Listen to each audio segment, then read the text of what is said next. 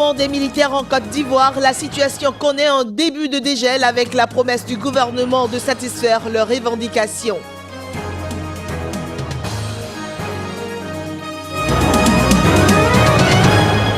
L'Afrique peut booster son développement si elle contrôle mieux les naissances et la croissance de sa population. C'est ce que ressort un rapport du Fonds des Nations Unies pour le développement.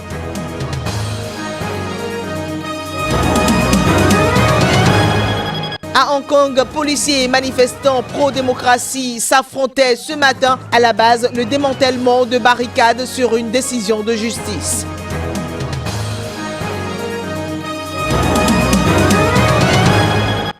Mesdames et messieurs, bonjour et bienvenue à ce rendez-vous des informations sur SICA.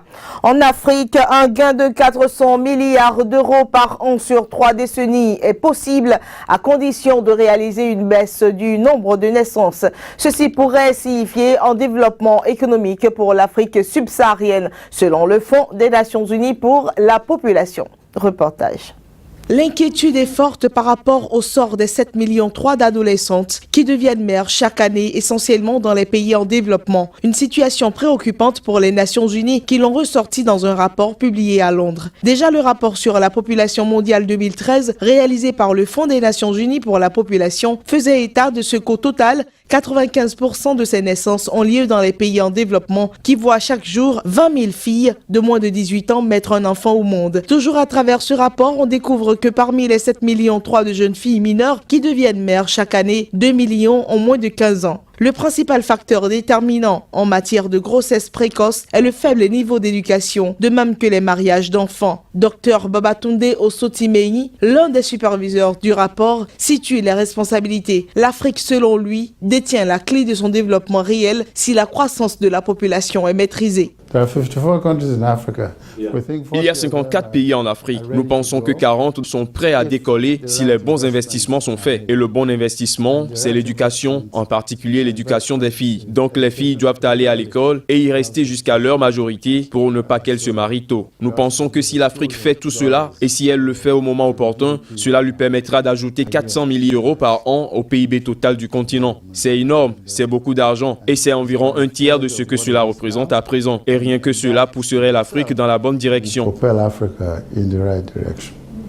Ce qui ouvre la fenêtre sur l'utilisation de la contraception comme canal pour aboutir au développement. Car plus la population est grande, plus les besoins sont importants.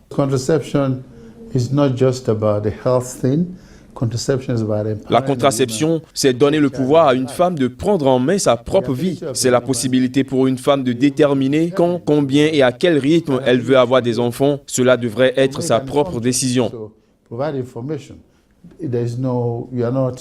You're not forcing anybody to accept it, but give information and let them decide that this is what I want. Le rapport préconise donc de favoriser la scolarisation des filles, mettre un terme au mariage d'enfants, modifier les attitudes relatives au rôle attribué aux hommes et aux femmes, accroître l'accès des adolescents aux services de santé sexuelle et reproductive et mieux aider les mères adolescentes.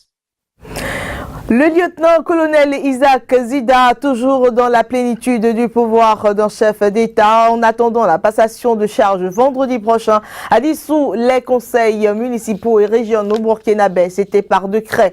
Un décret qui installe en lieu et place des maires des délégations spéciales dans toutes les communes et régions du Burkina Faso.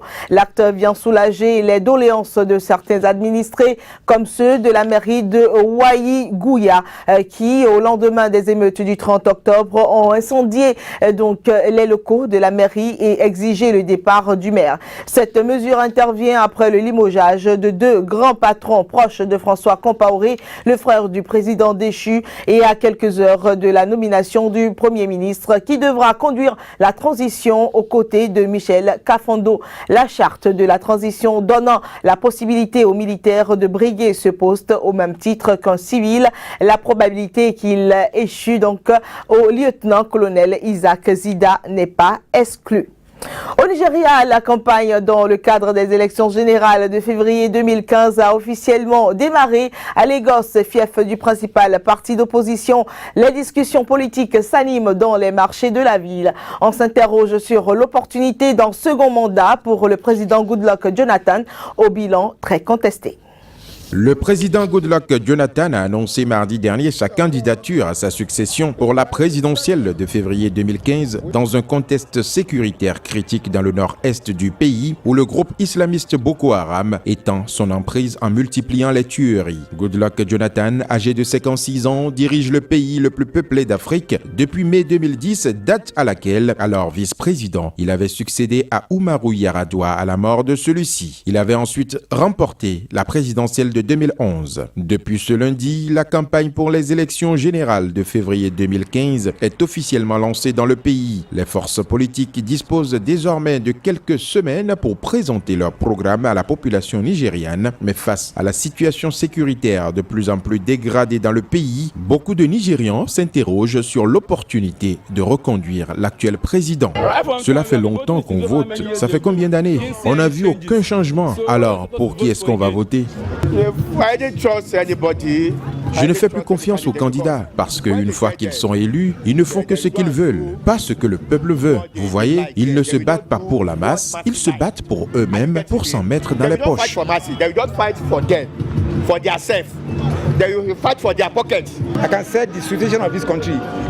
La situation dans le pays est très mauvaise. En termes de sécurité, vous avez vu les attentats dans le nord. Il devrait faire plus d'efforts pour résoudre les problèmes. On devrait laisser une autre chance au président pour voir s'il pourra parvenir à changer le Nigeria. Comme il n'a pas réussi la première fois, on devrait lui donner une autre chance en le réélisant président du Nigeria en 2015. Comme cela, on verra s'il peut corriger ses erreurs. Au lendemain du massacre des lycéens de Potiskum, plus de 6 mois après l'enlèvement de plus de 200 adolescentes de Chibok et les nombreux attentats perpétrés cette semaine dans le nord-est du Nigeria, toujours aux mains des islamistes du groupe Boko Haram, les nouvelles promesses du président Goodluck Jonathan risquent d'être accueillies avec beaucoup de scepticisme au Nigeria.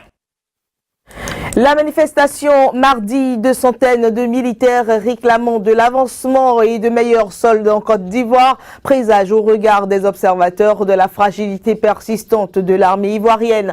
Et nous sommes à 3 ans après la fin de la longue crise politico-militaire qui a embrasé le pays. C'est un groupe de 575 militaires intégrés dans l'armée en 2011 justement et un autre groupe de 8400 caporaux qui réclamait la prise en compte d'arriérés de soldes à partir de 2009.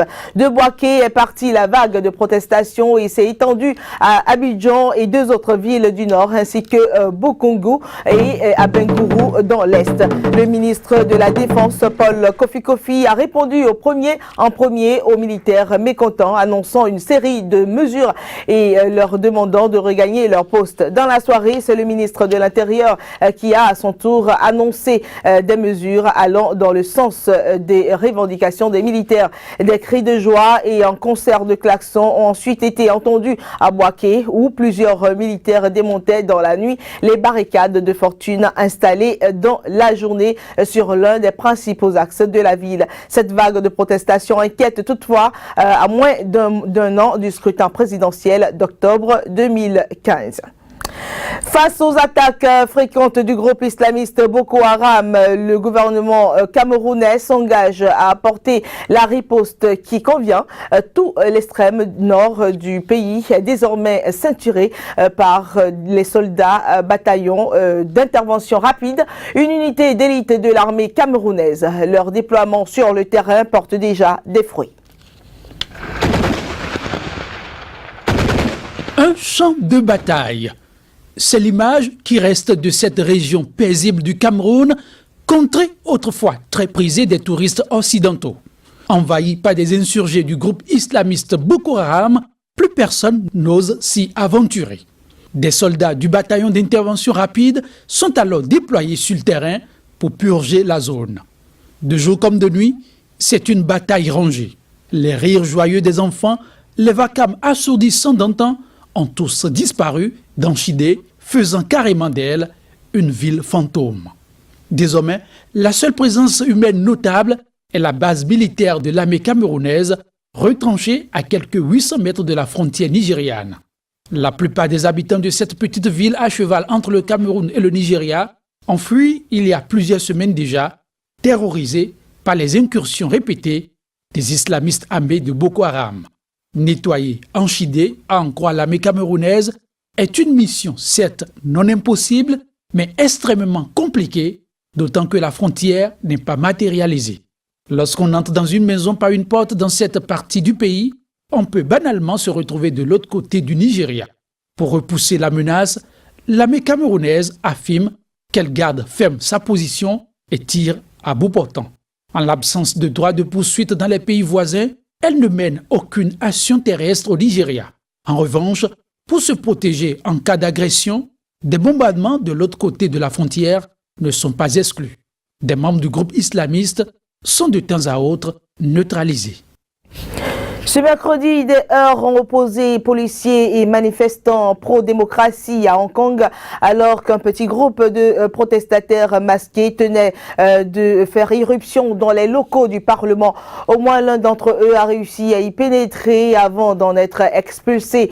Les policiers ont fait usage de bâtons et de gaz au poivre pour disperser les manifestants. 4 personnes ont été interpellées. Ces heurts sont intervenus quelques heures après le démantèlement de barricades par les autorités suite à une première décision de justice visant à réduire l'étendue des sites occupés depuis le 28 septembre par les manifestants. Ces derniers, rappelons-le, réclament l'instauration d'un véritable suffrage universel dans ce territoire sous tutelle chinoise. Il s'agit de la plus grave crise politique que connaît Hong Kong depuis sa rétrocession à Pékin en 1997.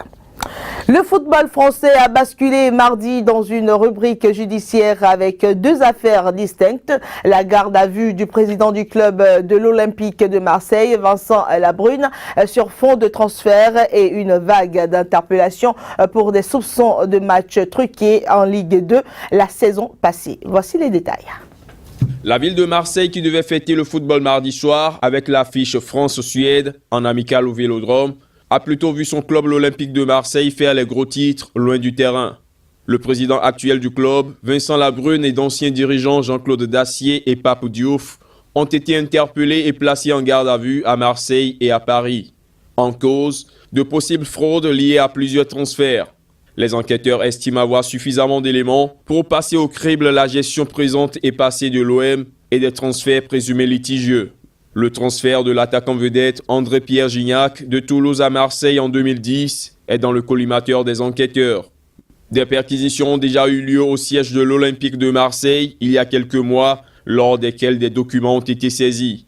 Les enquêteurs s'interrogent sur l'existence d'éventuelles commissions dans le cadre de plusieurs transferts, dont celui de Gignac. Ailleurs, dans une affaire distincte, une série de perquisitions a été menée mardi matin à Nîmes, Andieur, Caen et Dijon. Ces perquisitions ont permis une dizaine d'interpellations, dont celle de l'actuel président du Nîmes Olympique, Jean-Marc Conrad, du président de Caen, Jean-François Fortin, et de l'entraîneur de Dijon, Olivier Dalloglio, qui sont en garde à vue. Au cœur de l'enquête, des matchs de Nîmes qui auraient exercé des pressions et proposé des arrangements afin d'éviter la rétrogradation la saison dernière. La figure centrale du dossier est l'actionnaire principal du Nîmes Olympique, Serge Kasparian, actuellement écroué dans une affaire du cercle de jeux cadets à Paris. En effet, c'est en enquêtant sur le cercle que les enquêteurs du service central des courses et jeux ont eu la conviction que des matchs de foot avaient été truqués lors de la dernière saison de Ligue 2. En clair, les enquêteurs se demandent si Kasparian n'a pas tenté d'arranger des matchs pour que Nîmes reste en Ligue 2, ce qui était crucial pour lui au moment où il entrait dans le capital du club gardois. Parmi les matchs suspectés figure Caen Nîmes du 13 mai. Le résultat nul 1 but partout avait permis à Caen de faire un grand pas vers la montée en Ligue 1 et à Nîmes de quasiment assurer son maintien en Ligue 2. C'est tout pour cette édition que j'ai eu du plaisir à vous présenter. Mesdames et messieurs, merci pour votre attention.